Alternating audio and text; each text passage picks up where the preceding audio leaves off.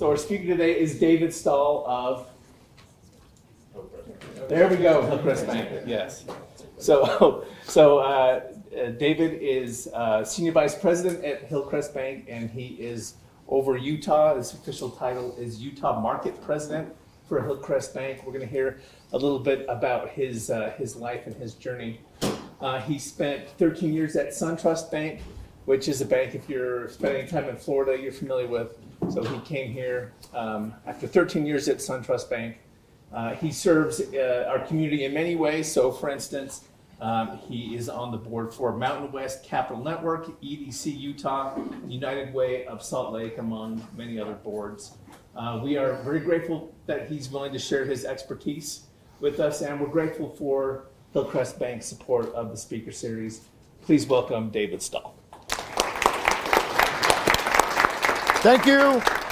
Hey, thank you. I appreciate Tyler and SUU for having us here. As Tyler mentioned, David Stahl, I am the president for Hillcrest Bank. There was something that he did leave off. I also run a line of business for our bank that's more regional and national. That's a newer job, so it hasn't made the job description yet, which means some people actually trust me to kind of do things at the bank, which is still something I'm getting accustomed to. But in addition to the 13 years that he mentioned in my background, I also spent 9 years at 2 other banks, all in Florida. I am a lifelong banker, which I'm sure is what brought everybody here, because everybody in this room wants to hear about banking, right? I mean, we're a really exciting and energetic kind of industry.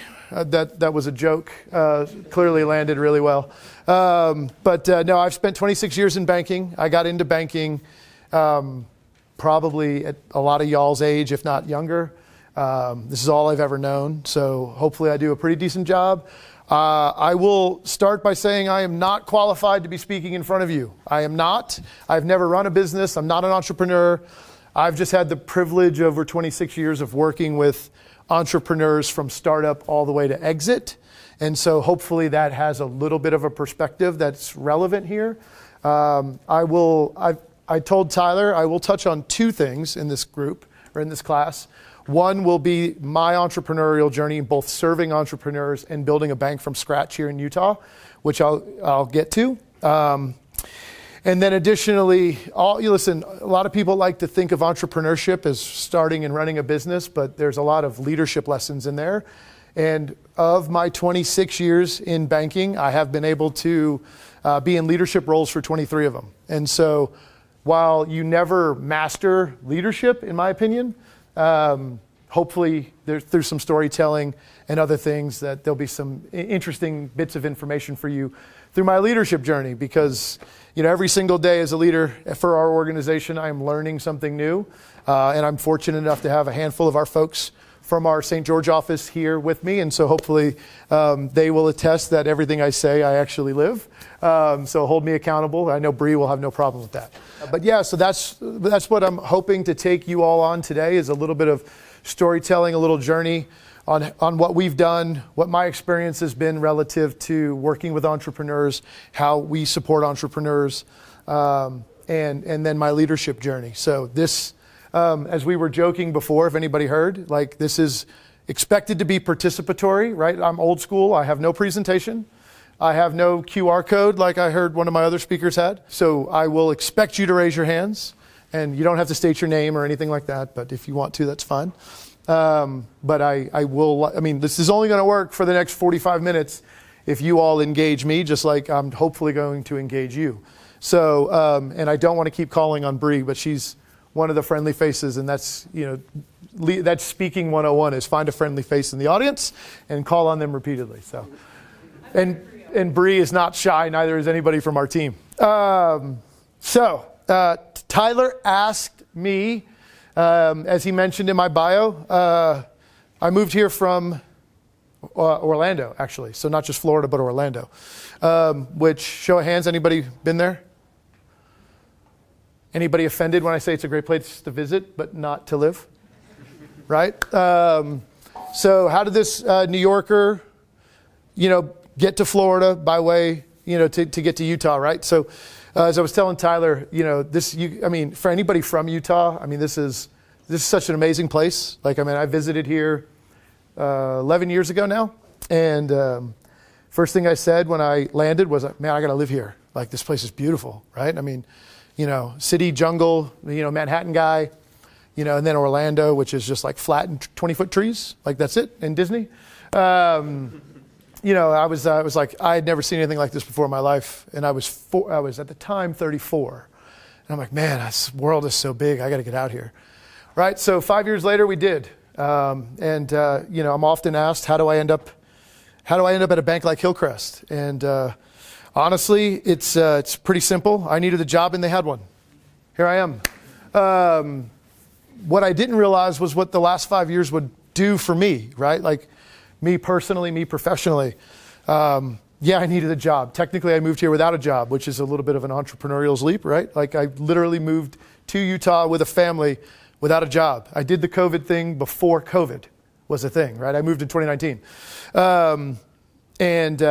They reached out. They had a job for me. They were a brand new bank. And anybody who's interested in banking, it is really, really hard to start a bank from scratch. I was employee number 7. I like to say 3, 5, 6, and me are still here, right? The guy who hired me was employee number 1. He left 3 months after I started. Yeah. As I go out and I visit all of our branches across our 8-state footprint, a lot of them like to tell me they're in rural markets and they feel like they're on an island. I said, let me tell you what an island feels like. An island feels like 7 people in a 2,500 square foot office on a 1-year lease with no clients. And the leader just left. That's an island. And I only bring that up because, anybody looking to start a business, that's what you're going to feel like, right? I mean, you're going to feel like you're on an island. There's a lot of uncertainty, a lot of anxiety. Like, how do I build a team? How do I know if anybody even wants what we have to offer? Like, this is all stuff that most entrepreneurs experience. And that's what we were experiencing, right? So, so right as the guy who hired me, who was our market president at the time, left, they asked me to pick up the ball and kind of, keep growing our business. I was like, you guys are crazy. I've only been in Utah for 5 months. I'm like, go hire somebody else. I wasn't even sure I was going to stay. I wasn't even sure I was going to stay in Utah. I was like, did I make the biggest mistake of my life? I mean, at the time, I've got a 6-year-old and an 11-year-old, and I'm like, oh my gosh, like, good thing we kept our house in Florida for the time being. There's a lot we can unpack there. We don't have enough time, but ultimately they convinced me that this was something that I should do. And as a result, I told them, I said, well, listen, if you want me to do it, this is how we're going to do it, right? Working for, as Tyler mentioned, SunTrust is like the Zions Bank here, right? I mean, if anybody's been to Florida, it's now Truist, right? It's a purple logo. They merged with somebody. But the Sun portion of SunTrust was founded in Orlando. So a lot like Zions is, Salt Lake based, Utah based, right? And so I didn't really have to work very hard. But then coming here, I was like, okay, well, I was always curious what it would be like to build something from scratch, right? Now, granted, I happened to have the safety net, right? Because I wasn't making payroll every other Friday or every week, right? Like, the bank paid our salary, so we had a little bit of a safety net, but we could have been cut loose at any time. We were on a 1-year lease and we were 6 months into it, and the guy who just started us left. So I picked up the ball and I ran with it, right? And we started hiring some people, and we started to define our market, right? We were like, okay, what do we do well as a bank? And then what does the market need, right? Like, what's the receptivity in the market for what we have to offer? I mean, everybody needs a loan, but like, how do we not become a commodity, right? As in the entrepreneurial journey, as you all think about starting a business or creating a product from scratch, like, you're going to need to know what's the market for it, and what do I charge, and how do I set myself apart? What's the brand, right? Now, if you're following the timeline, I actually got here in June of 2019. What happened in March of 2020? And so, again, I go back to, we were on a 1-year lease, which meant the lease expired in April of 2020. So we had to prove ourselves really quickly. And then we got hit with COVID. And, we're for context, we're in a small office building north of Salt Lake, right? So we're not even in downtown. We're like Anybody know? I mean, I'm assuming some folks know where Bountiful is, right? That's where that's where we started. We were in Bountiful, right? We're in the tallest building in Bountiful, all 3 stories of it. And we were in 2,500 square feet of this building. And then COVID happened, and we're like, oh my gosh, we have, a handful of people. We have an expiring lease. I don't even know if we have clients that get what we're doing. What's our strategy? And as I reflect back on the last 5 years, honestly, COVID was the best thing to happen to us. Because what it allowed us to do, it gave us, we had some clients and we were actually profitable, right? That's another entrepreneurial milestone, right?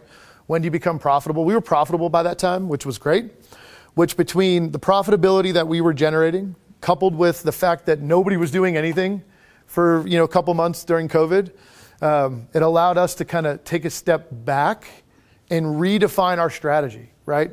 I will credit everything that we've done since June of 2020 to like that 4-month period of time where we were all like freaked out, trying to figure out what we're going to do and how we were going to live in this new environment that COVID created. And what we found was that, and again, just bringing it back to the entrepreneurial side, when you start a business, define who your client is and just figure out how you're going to serve that person or that particular client, right? I have now often referred to it as we preached to the choir, not the congregation. If you've heard that saying before in the reverse, right? Don't preach to the choir, preach to the congregation. Right now, I like to preach to the choir. Like our choir were the people that believe that was our target market, right? They got what we did, and we just figured out, okay, what do they need? And we defined that as I'm happy to get into it if anybody wants to know, but we said, this is our client, and then this is how we serve this client, and then we're just gonna hammer that. And the first quarter out of COVID, which was loosely defined as this third quarter of 2020, that was our hockey stick moment.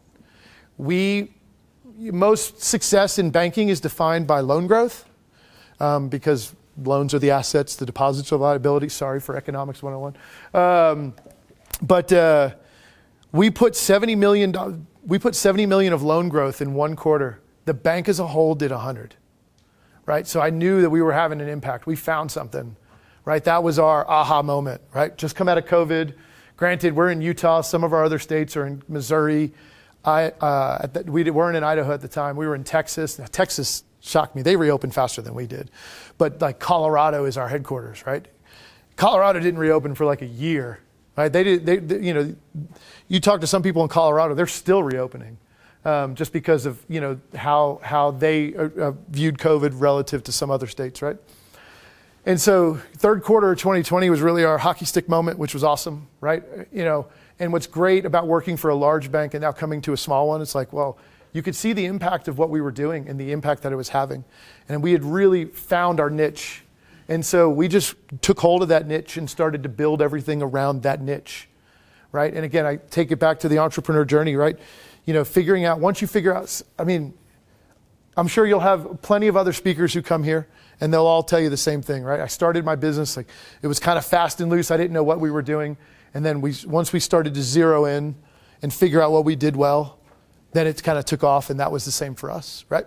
So from that standpoint, now we're kind of late 2020 and into 2021. And then we announced that we're making an acquisition.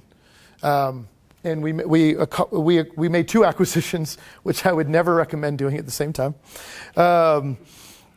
And we bought a bank in Wyoming, and then we bought a bank here in Utah. From that point on, I think we had proven ourselves. And the nice thing is since we were so defined in what we did, it helped our leadership team and our board of directors figure out, okay, well, where are we deficient and how do we backfill, right? So we found a bank that did something really, really well, which complemented the things that we were doing really, really well. And the thing that we were doing really, really well was advising entrepreneurs that kind of hit a particular growth phase and then wanted to find an exit or monetization of the investment that they had made that point, right? So I've taken companies to market over my career. I have helped people kind of unlock the money, whether it's actual invested money or sort of appreciation of a business through kind of its growth, right? Like I've helped business owners take that money and reinvest it, right? That's what we were doing. But where we were deficient was we weren't really serving small businesses, right? We wanted everybody to be a large business, and we weren't serving small businesses. So that's where the acquisition really helped us round out that offering, right? And then we had been building this bank without branches, right? We had no branches in Utah. We had branches in other markets, but we didn't have any here. So it was like, okay, well, how do we serve our communities? And that's, Tyler mentioned some of the boards that I serve on. It's because it was the only way that we were going to get out in the community and hear what the community needed, right? Was to get out and serve, and that's what we hired people. But when we acquired the bank and kind of rounded out our offering, now here we are, 2020. What are we? 2024 now? Sorry, I'm already thinking 2025 because I'm in budget and everything. But here we are 5 years later. We're a little over $1 billion of assets, which is for context, that is a considerable and meaningful community bank. Our holding company that's our safety net, by the way. Our holding company is $10 billion of assets, so we get to do some things that we wouldn't otherwise, that would have probably taken us a little longer to do had we not had the safety net. So, my responsibility and obligation to the bank is, okay, they're investing in us, so let me help by reinvesting in the bank and helping you guys grow the brand and the presence and everything so that we can continue to do the things that we do, right? Supporting, entrepreneurs and their journeys, wherever they're starting, right? Whether it's startup to exit, that's what we do. And so we get to keep doing that because I get to keep doing things like this and telling the story and talking about how we support and helping entrepreneurs and helping them through that journey. So I'm looking at time, and I will pause here because that is a lot of information. That's 5 years and 10, 15 minutes. So I'll stop and see what questions anyone has so far on the entrepreneur side. Who really is your ideal customer? Is it entrepreneurs or what's your? Yeah, no, I appreciate the question. For those who couldn't hear it, I know this is being streamed or recorded. So who's our ideal client? Well, when we started, our ideal client was not everybody. It started out as businesses that were like 20 million in revenue to about 250. And then really we talked about it for anybody who's in accounting or wants to, I shouldn't say that, anybody who wants to start a business, EBITDA is your friend. Anybody know what EBITDA stands for?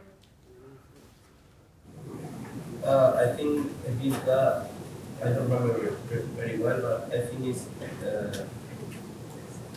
benefits before taxes or something like that. Yeah, so earnings, E, before, B, I'll slow down, I saw some people writing. Earnings before interest, taxes, depreciation, and amortization. If you're in any other industry besides tech or SaaS, that is where you find your value. It's basically your net income plus the cost of doing business. And that's how you will maximize value in your business. If you're a SaaS business, recurring revenue model, you generally trade on a multiple of revenue, not a multiple of EBITDA, right? And so because the buyer universe for SaaS businesses or recurring revenue models, they will actually reward you for showing no profit at the end of it.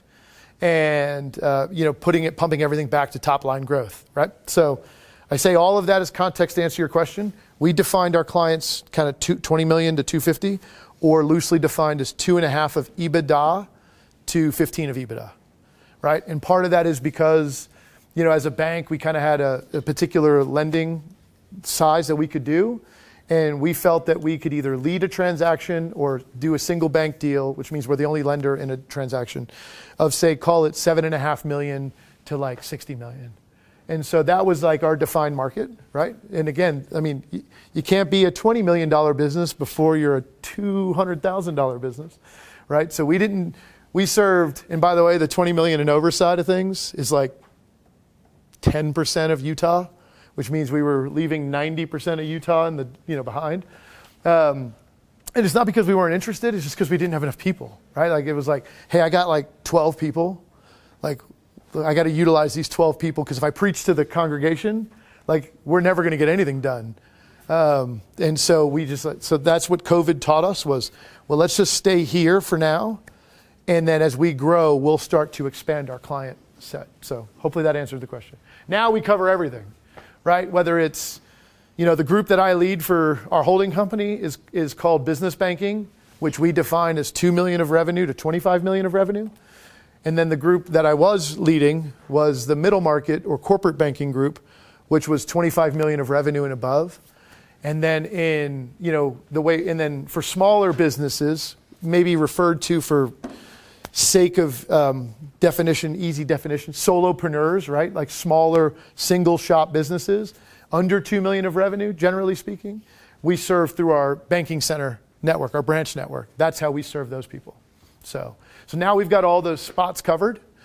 I mean, our balance sheet at 10 billion still doesn't allow us to do let's say, USANA or publicly traded companies. We're just not rated. So again, we know where our swim lanes are and we stay in it. So hopefully that helped. What other questions? What does a day in your job look like? Well, when I'm not driving 6 hours round trip to speak in front of 100 and so people for 45 minutes,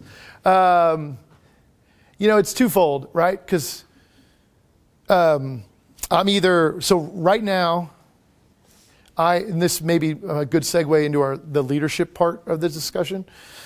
We are building a business. While everything I've told you to this point has been Utah-based, right? I mean, we're in 8 states. We have, to complicate things further, we have 4 different brands that we go to market with. And in those 8 states and 4 brands, what I found was that there was no consistency, right? So in February of this year, they asked me to get involved there. And so that probably is about 50% of my time, is kind of re-architecting and re-engineering the way we serve clients like we did in Utah, the way we serve clients in all of our other states that I'm responsible for, right? So if you're in Kansas City talking to a banker there, or if you're here in St. George or down there in St. George, talking to Bree, you're going to hear the same story, right? That didn't exist before February of this year. So that's where I spend most of my time, is I lead an organization of about 75 people, and we are churning that fast, right? We are repositioning that. We still have to serve clients because there's about 3,000 clients that my team's responsible for, and they have an expectation of us, and then we have to grow. Right? And so we have to do all of that. And so about half of my time is spent doing that. The other half of my time, I take the president of the bank here in Utah pretty seriously, right?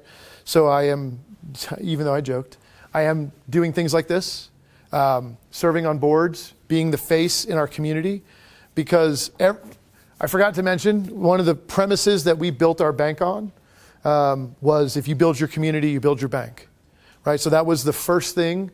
And I would say that's probably industry agnostic. Whatever industry you're starting in, right? Tyler mentioned Mountain West Capital, ACG, which stands for Association for Corporate Growth. The involvement that we did was, helps us kind of get that brand out there and to establish who we are and what we stand for. Whatever business you're going to start or be involved with, there's likely an association to be a part of. I would encourage you to get involved, right? Whether you're the owner or whether you're just, whether you're Bree. It's part of the process, right? Get involved. And so that's, I spend a lot of time doing that. I'm an economic development nerd, right? So I serve on 2 EDC boards here in Utah as well as in Idaho. And then the Kansas City one wants me to join, and I'm like, I don't know if I can do 3. But Kansas City is such an interesting market. It's newer for me, so I may end up doing it anyway. But that's where I spend most of my time. And then out in front of clients, whenever people like Bree invite me out, I like to get out in front of clients. I do play a lot of golf in the summer, and then I snowboard a lot in the winter with clients. So do a lot of dinners, that kind of fun stuff. So that's a day in the life for me. Were you placed immediately into a leadership role when you came to Utah? No, actually. I appreciate the question too, because while I have been fortunate to be in a leader role by title for most of my career, I knew moving from a market like Orlando out to here, I had reasonable expectations. I knew that wasn't going to be the case because, again, maybe it's time to unpack all that. Like, so when they approached me when the market president left and I said, I don't want the job because you need to go find somebody because that's been here for a minute, not the guy who's been here for 3 months. I knew that it didn't make any sense for them to give me the job, right? Like they should have never approached me for that job, right? And because if you're building something, you got to have some level of expertise. And since our core thesis is rooted in the community, 4 months into my career here, I didn't know anybody, right? Like, so why are you asking me to become a leader of this organization when I don't know anybody in the market? I think I knew like 5 people by that time, right? And so no, I've never been placed into anything, right? I think, and maybe this is a good segue into the leadership side, right? People ask what it's like to work with me as a leader, right? Like, what's my leadership style? And hopefully that side of the room right there, second row, all agree that I'm never going to ask anybody to do anything I'm not willing to do myself, right? Like, I believe that that's one of the first lessons that I learned in leadership was, it's really easy to tell people what to do, but what's the definition of a leader? It's how many, who's following you, right? And if somebody's not willing, especially when you're trying to build something from scratch, and like I didn't inherit a Zions Bank team or a fill in the blank bank team, right? Like I was building this, right? So I had to lead from the front, right? And I think that's what they saw over the 15 months that I was kind of like the trial run, where we were still kind of feeling each other out. And I think that's what they experienced over the 15 months was that, okay, this guy doesn't just tell people what to do, he's out doing it. And I was able to develop a considerable amount of followership through that, right? It's unfortunate. I believe you judge me on my wins and losses. One of the ways I would tell what's our culture like at the bank from a leadership perspective was that I think it says a lot when somebody joins the bank or somebody joins a company and the person who hired them left the same day they started, and that person was actually still with us for 5 years. Like, I think that that's a pretty cool story to tell. Unfortunately, he did just resign, not because of anything we did, but like we had no turnover, right? And I think that goes back to kind of the leadership style, right? I mean, I'm sure everybody in here has a job or has had a job where they've worked for somebody pretty miserable. Like, I never want that to be the case, right? I believe in not over-promising and I under-promise and over-deliver. At least that's what I try to do.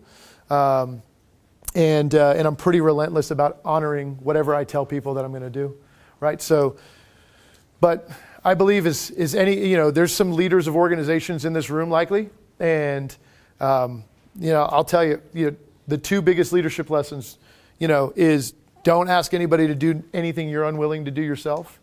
And then the other thing is, oh my gosh, I just lost my train of thought. Totally went blank. I'll come back to number 2. That's generally how it works. That's, again, I'm not qualified to speak in front of y'all. But no, I mean, you gotta have people on your team that believe in what you're doing, especially when you're a startup, right? If you're in startup mode, like, why do people want to work with you? Why do people want to work and be a part of this, right? So that's where I don't overpromise and underdeliver. Because I have to tell people, like, I have to attract, I don't have, like, show of hands, before we sponsored, who had heard of us? Thank you. Come on, raise it a little bit more proud. There we go. But no, that's like 2 people in this whole room, right? I recognize that. Which means recruiting is really hard because, I'm doing a lot of recruiting in Texas right now. And man, the internet has really ruined the job application process. I get so many underqualified applications. But usually the ones that are qualified, I always ask them, hey, listen, we have a small office in Dallas and we have a small office in Austin, right? I'm realistic in who we are in these markets. So tell me, what do you know about us? And it generally starts with, well, I did some research. Okay, so you have no clue who we are, right? So I got to tell a story. Right, and again, back to the entrepreneurship side of things, right? Like when you're starting a business or or joining a startup business, which, by the way, I would recommend before starting your own business. you get a little bit, you'll have to tell a really, really good story, and hopefully you can bring people into believing what you believe and doing all of that. By the way, that was the second thing. Anybody Simon Sinek fans here? Anybody know who Simon Sinek is? Thank you, Bree. Why? He does the why talk. Yes. So listen, if you take nothing from this speech, which probably I would agree, don't take anything from the speech. But no, if you don't, write one thing down today. I encourage everybody in this room, Tyler, if you haven't done this, shame on you. 2011 Simon Sinek TED Talk video, How Great Leaders Inspire. Changed my perception on everything. And now he's got a podcast like everybody else does. But Simon Sinek is a great influencer around, kind of purpose. And I heard a quote recently, and I've been using it this week, and some of the team just heard me say this, so I'm consistent. If you know your why, you can navigate any how, right? And so, listen, I'm going to ruin it for most of you who've still trying to figure out where you want to be and what do you want to be when you grow up. There's no job that's perfect, right?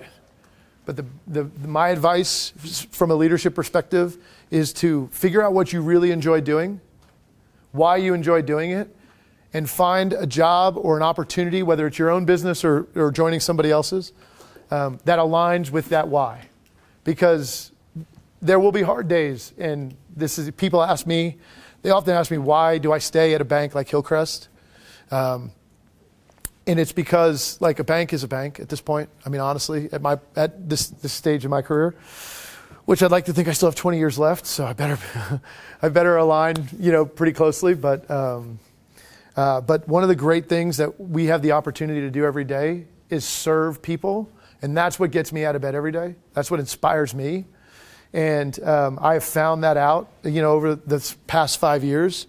Is service to others is really what motivates me, and so this bank allows me to continue to do that. Even if just on a small scale. Listen, Bree wants me to be Zion's Bank. I would love to be Zion's Bank. I would, because then I get to write bigger checks.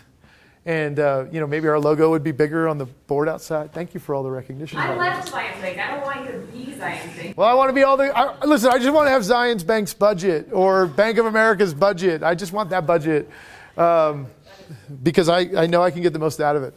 But, no, even if on a small scale, right? Like picking our spots and trying to be, helpful or inspirational to others, even in small communities, is what inspires me. And so, for as long as the bank's going to let me do that, then I'll stay, right? And that's why I stay, and that's how I've reconciled my why, navigating all my hows. So that was really the second point in the leadership thing that I've learned that I briefly forgot. I don't know how I did that, but yeah, that's, because, a job's a job, and a lot of people like to talk about work-life balance.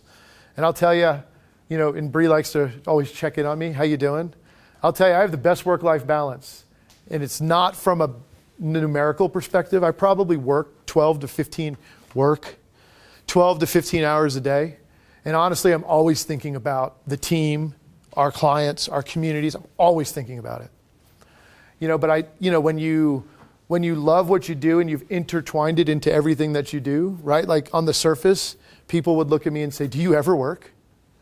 Because like I said, I'm usually playing golf, or I'm entertaining people, or I'm seeing something cool, right? Or I'm doing something, or I'm seeing our team. I'm talking to our associates. Yeah, it's a lot of work. But when you love it and it's part of your why, then it doesn't really ever feel like work. So, time check. How we doing? We're good. We got 10 minutes. You got time? Can I hit you with a question? Yeah. So when it comes to plane tickets, everybody complains about different airlines and so forth. And when it comes time to book, 95% of the time, the only thing they look at is price. And I'm kind of wondering if it's not similar for commercial banking, where doesn't it? What if not interest rate? What is it that you sell? Yeah. So, well, I feel compelled to address the plane thing. I've actually never flown on a plane other than Delta. Does anybody believe that? Like, I've never flown on another plane other than Delta. because I don't care about the price. I know Delta planes get me to and from safely, and I'm on planes a lot, so I'm just going to ride that consistency, right? But I've actually never flown on, and it's funny because Denver, where I fly often, is actually a Southwest hub. And so everybody likes to comment, when I say, well, I flew on Delta, they're like, oh, well, that's the rich person plane. We fly on Southwest here. And I'm like, well, that's great if you don't want to get your assigned seat and have to deal, be part of the cattle. I prefer Delta, so I fly on Delta. But I think a lot of that, the way I would respond there is the same.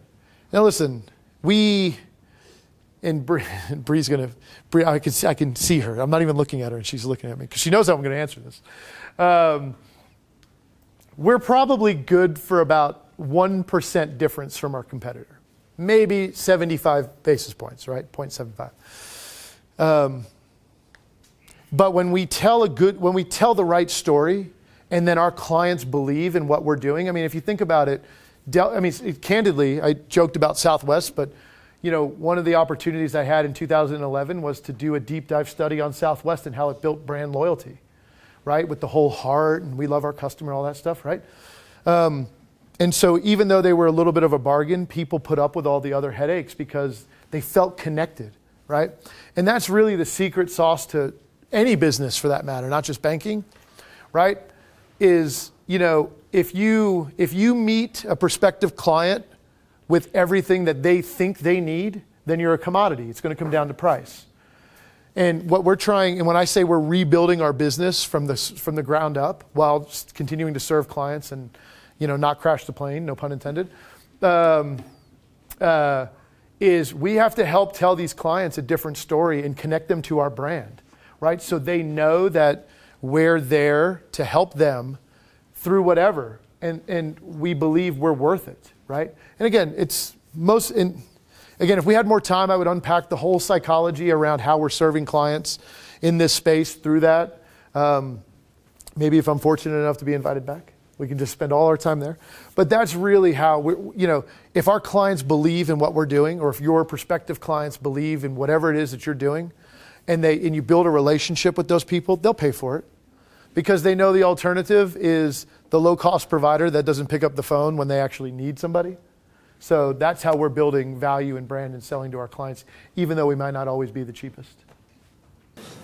Do you ever work with private business lenders? Yeah. So the question for anybody who couldn't hear it, do we ever work with private business lenders? Listen, our job, so while we are a bank, and then typically that manifests itself as we lend money to people, right? Ultimately, what we're trying to do to be different, to build value, to address Tyler's question, is that we're trying to advise a business owner on all the things that they would normally struggle with, and whether that's something we can solve at the bank or somebody we can partner with externally to help solve, that's what we believe adds value. And if we can do that, then we'll drive client loyalty and followership through that. So yeah, occasionally that looks like, things that may be bank adjacent, but outside of our doors, right? So sometimes there's just loans that don't qualify for what we're trying to do. And we see this a lot in larger companies too, because it gets really, really structured and really complicated. And sometimes they just don't fit, right? The business is incredibly profitable. I will tell you that one of the businesses I'm referring to will be or has already spoken to you that we've worked with. And there's an example of they had to go get private debt not because they're not profitable, but just because they weren't bankable, but they're totally profitable. It just didn't fit. So, and this is honestly, and I'm going on a tangent. I apologize. I'll get to the other question in a second, but sometimes this is where we do a lot of work with private equity groups as well. And so usually in the private equity world, right? If, they'll come in and fund businesses that banks just can't. So yeah, we do it quite often. Sorry, somebody else had their hand up. So to me, it sounds like you kind of worked your way up the ladder all the way until this position here at Hillcrest. So what did you start as, and what were your qualifications for that, and then how did you keep moving up? Yeah, that's a great question. I appreciate it. So I actually so that we have a joke in banking, and listen, I'm going to take a chance here. I'm probably right. Of my 5 banking people, how many? Whose degree is in finance? Whose degree is in economics? Who wanted to be a banker? There's the joke, right? None of us ever get. I mean, listen. Anybody want to be a banker? Oh, I appreciate that. He's clearly already a banker. But no, I mean, we're all accidental bankers. Every one of us is an accidental banker. My degree is in political science. You should see my daughter's face when I tell her that I have a political science degree now that she's looking at colleges. She's like, what do you do? Like, what do you do with a political science degree? Well, you go to law school and you go be a lawyer. That's what I wanted to do. I was just a hard worker. So, again, being the accidental banker, I was actually working at a local grocery store, not too dissimilar from Harmon's when I graduated high school. And man, the bank job sounded a lot better than the grocery store. So I got into banking. And then honestly, I realized very early that banking is really just sales. All right. I mean, so and by that I mean you're either selling to somebody externally or you're working to support somebody who's selling externally. So you're selling internally, right? So, and again, a lot of good fortune along the way too, just being a hard worker. So started banking at 19 as a teller. By 20, I was assistant manager of a branch. 21, I was a branch manager. I was a branch manager from 21 to 26. And I was like, man, I just can't lead people anymore. This managing thing sucks. And then I got back into like an individual contributor role. And I did that for 2 years. And then the opportunity presented itself to lead the team I was on, which, by the way, is a whole nother leadership journey all in of itself, right? Like if anybody's familiar with the Peter Principle, has anybody heard that yet? Okay, so the Peter Principle is essentially when you promote somebody to their highest level of incompetence, usually it manifests itself as a really top salesperson moving into a manager job. Not a good recipe, right? Generally, it fails more than it succeeds, right? So I was like, this is now sort of circa 2011, which is when I learned a lot of my leadership lessons. So again, hardworking, top performer, recognize that I don't know a lot of the things that I don't know. And so today, despite the fact that I've been doing this for 26 years, I probably have more support around me now than I'd ever had in my career. I have 2 executive coaches. There's a joke in there, right? Like I need so much help that I have 2 coaches, not just 1, 2, right? But I believe in I don't know, I will never master this leadership thing, right? I mean, it's just constant tinkering and working and tinkering and working, right? So that's how I've kind of, and now I'm to the point in my career where it's like, there's, if you think about, and I often tell people this, I'm at the point in my career, even though I'm 45, right? Which, like I said, I got 20 more years left, hopefully. There's not a lot of rungs left on the ladder. I don't want to be the CEO of this bank, right? I don't. And that's something that you should reconcile, right? Think about, and when you're coming out of college and you're just starting your career, usually inside of your 30s, you're thinking to yourself, well, I just want to make more money. And how do I make more money? I take on more responsibility. And I can tell you I don't think we speak about this enough. Taking on more responsibility when you're either not qualified for it or not prepared to do it, it's a recipe for disaster for everybody involved, right? So that's one of the things that I spend a lot of time coaching our people on is, listen, if you want to make more money, sign up for more, do more. I'll pay you more money. Right? Let's start talking about, and this is one of the things I learned just listening to Simon Sinek. This concept of mastery is just so underutilized, right? Why would you take a really good mechanic and then maybe have them go be, I don't know, something else, right? Let's figure out how to support that person in whatever they want to do. And if they want to make more money, let's help pay them and keep them happy, right? But let's not, I've seen all too often somebody's like quit for more opportunity, and we then promote them. And I'm like, and a lot of times we promote them into leadership positions. And it's like, wait a second. You realize we just promoted somebody who quit to lead other people. Like, why would you do that? Like, and so anyway, sorry. So it's a great question. That's how I've gone, and that's really where I hope to spend the next 20 years of my career, is really helping people understand that aspect of their careers and realize that, hey, listen, the ladder becomes a jungle gym at some point. And, figuring out your why and how that can influence others to leave a legacy is more important to me now than what my next job is. Like, I'll just do whatever the bank tells me to do. So. We got time for one more question. It better be a good one. It's the last one. No pressure. Obviously, you're a confident guy. Do you feel like you got that confidence? Like, did you already have that confidence, or being good at your job led to that?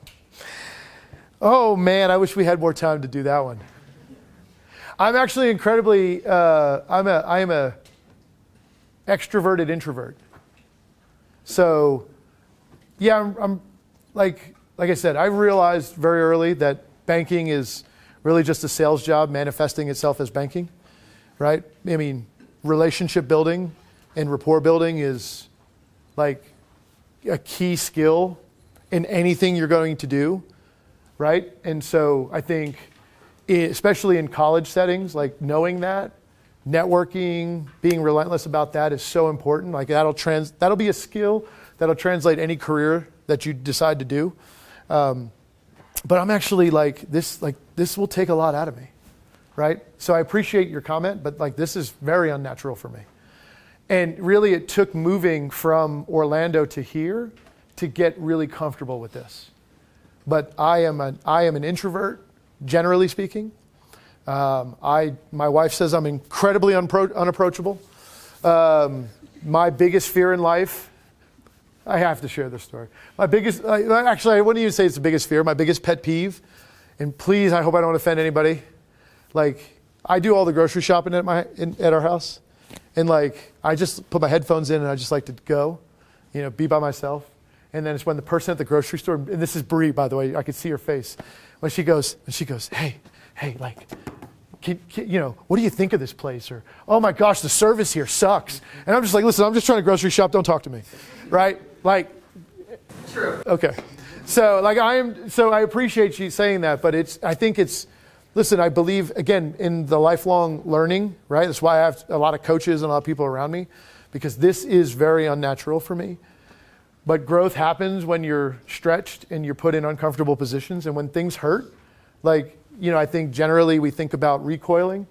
But I've had to lean into it because I don't like to fail. And like I said, I go back to the original thing. We were 7 people, 2,500 square feet, 1-year lease. By the way, I didn't realize it was a 1-year lease until after the fact. But it just makes the story a lot better because I didn't sign the lease.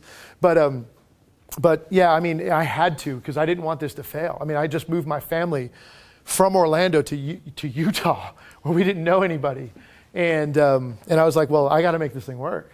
And so I've had to stretch and grow a lot over the last 5 years. But just keep challenging yourself, and it's going to hurt. But if it's rooted in what you really want to do and what you love to do and where your passion is, you'll get through the pain. If anybody works out, right? You start doing something for the first time, and you build muscle, and eventually it stops hurting. It's kind of hopefully that's what you're seeing here, even though I'm sure this was painful for a lot of people to listen to for the last 50 minutes. So, well, thank you for your attention. Hopefully you picked something up, and I'll be around afterwards.